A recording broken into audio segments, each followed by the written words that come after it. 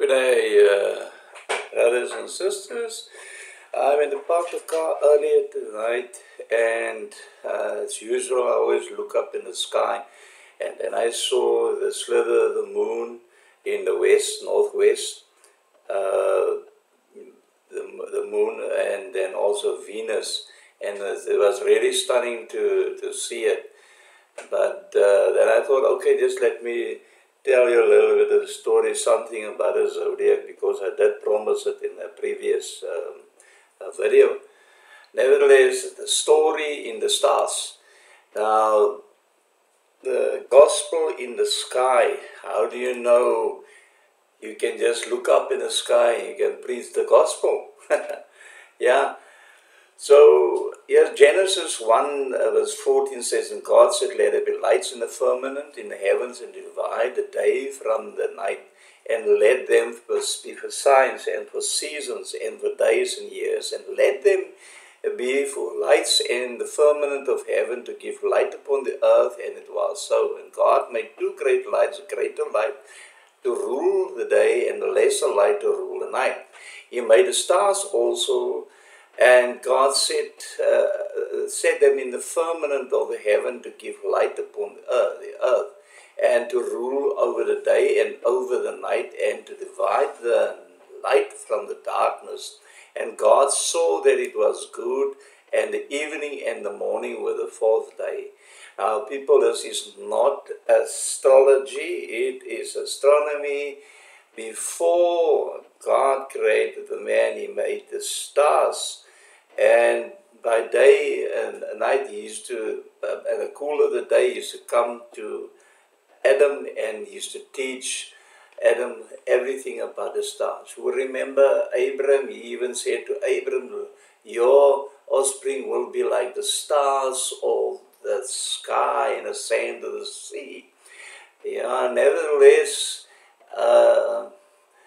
Abraham knew quite a bit about the stars in heaven, and from generation to generation, these stories have been carried over to the next generation.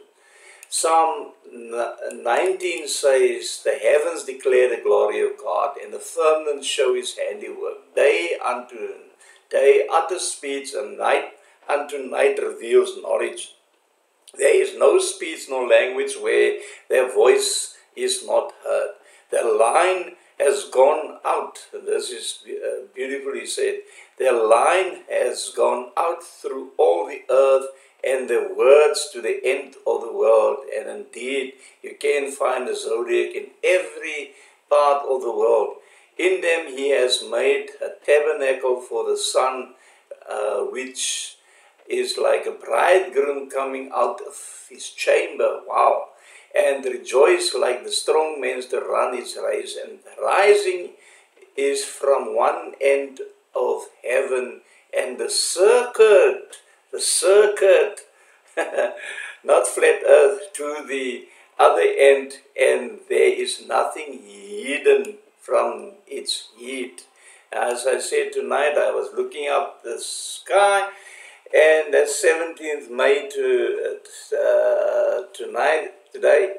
And what does this represent? I saw the moon and Venus in the northwest, and this is, of course, between the two horns of Taurus. Now, Taurus was the standard of Joseph, and we all know that Joseph got a double portion. Yeah, and then I always say that in quite a few of my videos that the two horns, these two horns represent Joseph's two sons. Manasseh, which is Great Britain, yes. Ephraim, it's America. People always say, yes, Israel is a time clock. America is just as well, because she represents America. So there you see the moon and Venus tonight. Now, what does this represent? Taurus represent the Messiah coming to rule. Orion is the biggest constellation within Taurus. You see, there are 12 constellations, and each constellation has 3 lesser constellations to tell the rest of the story. Now, Taurus represents the Messiah coming to rule. Orion within Taurus, the Redeemer breaking forth as light. Eridanus is like a long river, represents a river. Wrath breaking forth as a flood. And Riga is the good shepherd, safety for his redeemed in the day of wrath. Yeah, so there you have that story. And the camp of Israel, if you people do not know that, the zodiac were the standards of the 12 tribes of Israel, and they encamped around in the desert, around the tabernacle, and towards the east was Judah, Issachar, and Zebulun, Benjamin. Of course, here we see that Ephraim and Manasseh represent Taurus. Actually, that is Joseph, but Joseph got a double portion, and the 2 horns is Joseph's 2 sons. So, yeah, and then you have Reuben, the man. Reuben is actually Aquarius, pouring out the water, and that is the sign that Jesus gave unto the disciples when the age of man will come to an end. So that I will share that again on another video club, because it will take too long to explain. So there you have that tonight. So let's just go to the scripture to confirm to you the story about Joseph, Ephraim, and Manasseh. Where is this Bible? Okay, let's go to the word here, right in the beginning. Yeah, okay. Jacob was sick, and Joseph and his 2 sons came to see him, And Jacob said, and he said unto me, behold, I will make thee, this is the word that Jacob gave unto Joseph, I will make thee fruitful and multiply thee, and I will make thee a multitude of people, and will give this land to thy seed after thee for an everlasting possession.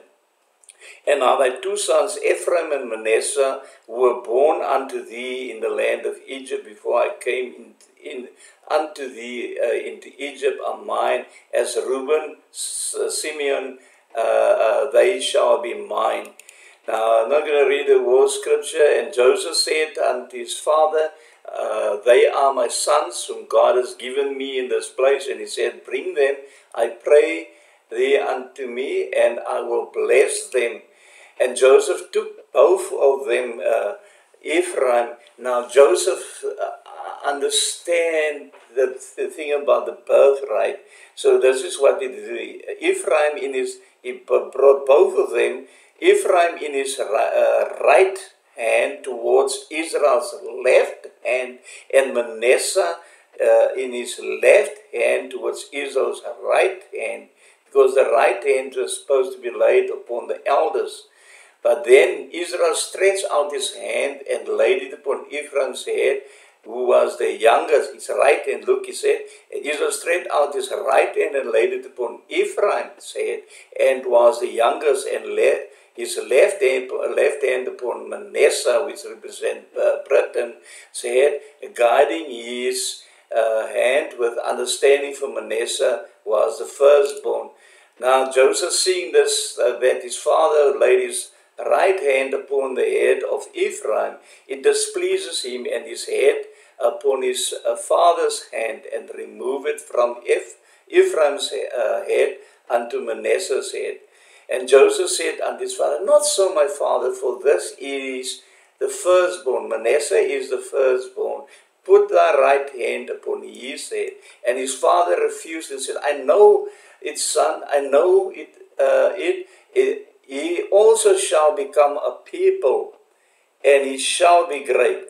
And Britain indeed was great, but truly his younger brother shall be greater than he, and his seed shall become a multitude of Gentiles, the United States of America.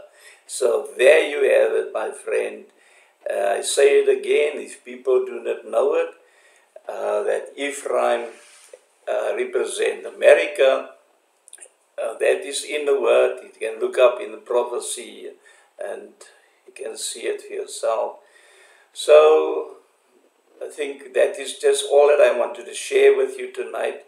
So be blessed, and please prescribe. I'm going to have more of these teachings, sharing it with you. So set your notifications on YouTube, and just be blessed. Thank you. Bye.